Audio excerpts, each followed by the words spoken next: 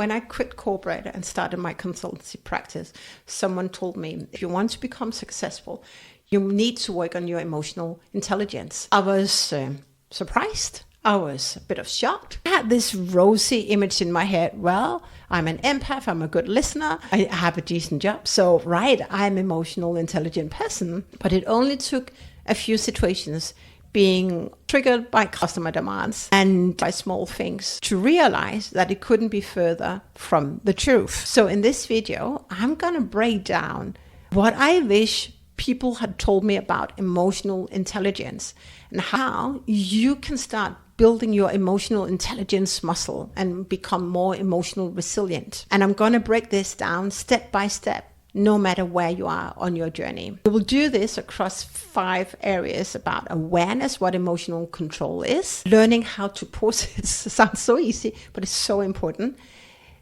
Small daily habits, the power of shifting perspective, and creating an environment that supports your growth. So let's dive into the first thing that nobody really tells you about this journey. The first thing you have to know is this: there comes a time in life where you realize it's not the world that needs to be tamed. Your words, your emotions, default habits, and your thoughts. The real battle isn't out there. That's inside of you. The person who masters his or her inner world becomes unstoppable. Because the truth is, the strongest person in the room isn't the loudest, isn't the richest, isn't the most followed. It's the one who can control his mouth when provoked, their mood when triggered, and their mind when overwhelmed. That kind of control is real power. And there's 2 types of people: those who react to life and those who take full of how they respond. The first group blames their CEO, blames the weather, blames the economy, blames everyone else. The second group asks, what can I do about this? What can I learn from this situation? And that mindset shifts everything. You can choose what you want to believe about your life and your future and how you want to feel. It's that simple. Here's one of my favorite ways to go about it. You can be a thermostat or you can be a thermometer. A thermometer reacts. It rises with the heat, it drops with the cold. A thermostat sets the tone. It's steady and it influences the environment instead of letting it be controlled by it. That's emotional control. Choosing your response, not being run by the situation. The next skill is very simple but very powerful.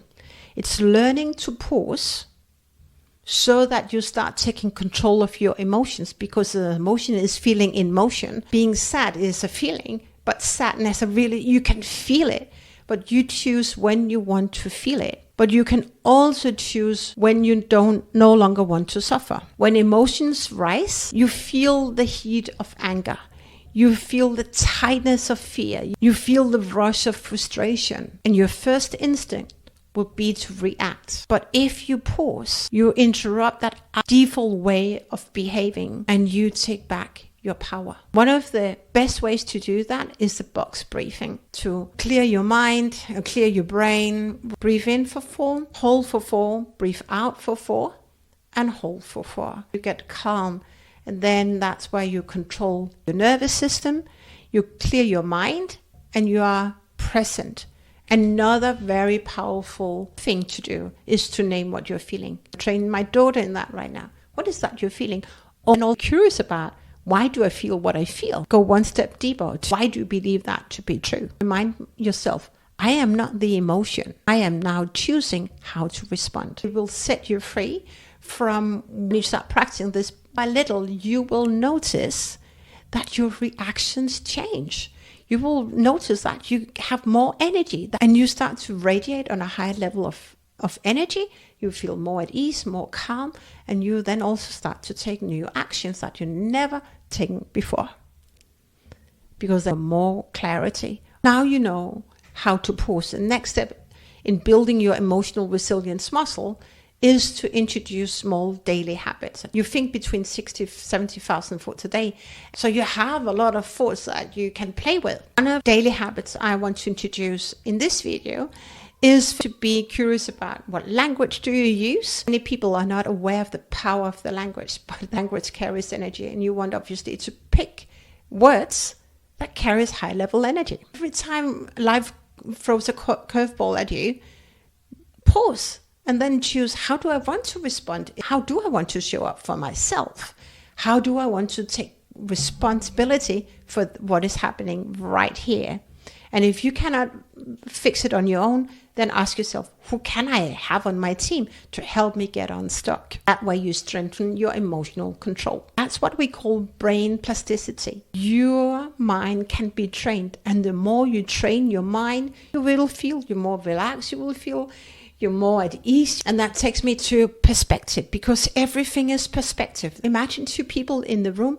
There's one that's fixed-minded, the other person is growth-minded. And the one sees opportunities, the other sees, we've done it before and we cannot do that.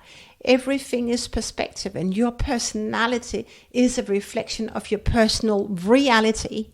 But your reality can change, even in hard moments. And the way we choose to respond can completely change our experience. And I just wish somebody had told me that when I was traveling through a toxic family breakup.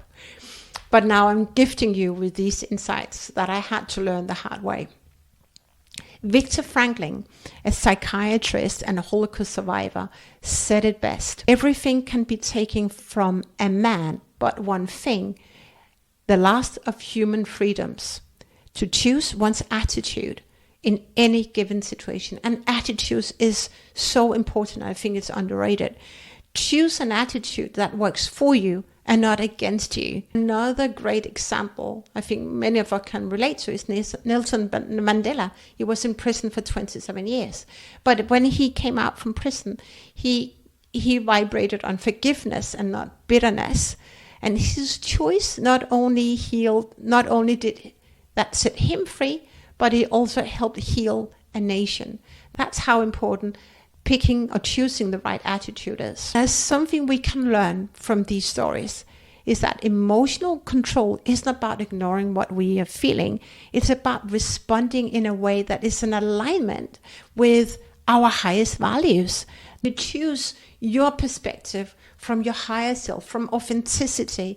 You feel lighter, you feel calm, you feel at ease. This is really so. Another thing that matters, and maybe more than we realize, is our environment.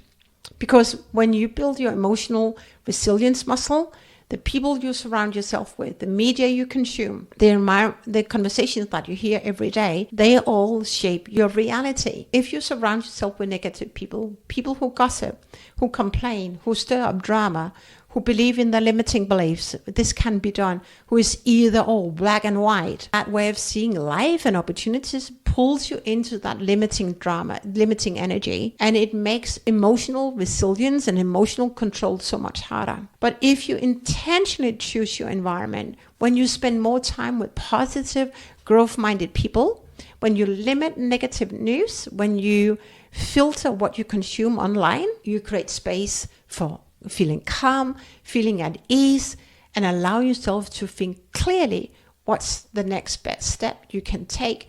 Allow yourself to show up as a higher self in whatever situation you're in, however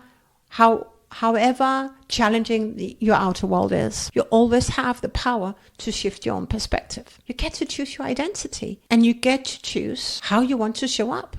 It is that simple, but you get to choose it. If you're in an environment that doesn't support your growth, find a tribe that can help you grow. And that is part of emotional intelligence. Surround yourself with people who are positive and who have a growth mindset, because your environment can either support you or sabotage your growth. So those are 5 powerful ways to start building your emotional control. It becomes your natural way of moving through life. It's not perfect. It's messy. You fall, but you rise again.